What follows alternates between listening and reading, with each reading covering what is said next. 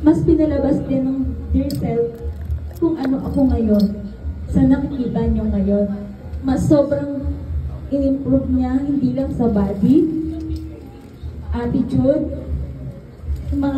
sa mga disiplina, hindi lang, syempre, hindi lang disiplina sa sarili, sa mga like food or something, ano pa man, na pwedeng makatulong sa akin. Maraming salamat po. And of course, gusto ko lang din magpasalamat sa sarili ko.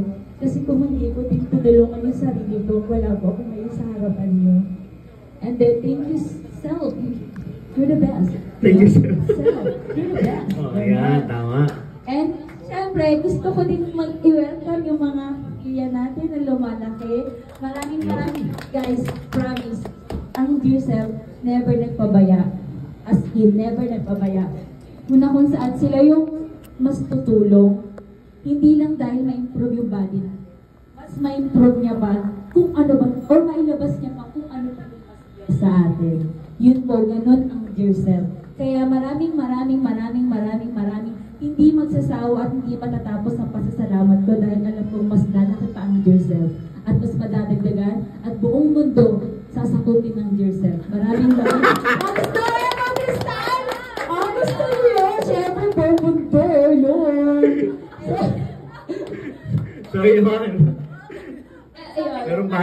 May of course pa ba yan? Ayun. Siyempre, ay, Philippines. Ayun nga, so I'm so happy and yan nga. Ayun, thank you din and then maraming salamat din. Another year, napaka-blessed, sobrang blessed ko. Lord, you're the best, you're so amazing, you're so wonderful. Uy! Yun nga po, maraming salamat po again and again. Maraming thank you po talaga, Ma'am Kristal. Thanks sa family, Sir Rick, and of course, mga atis ko. I love you guys. And hi guys! Welcome to Jerusalem. So yun lang po. Thank you so much po.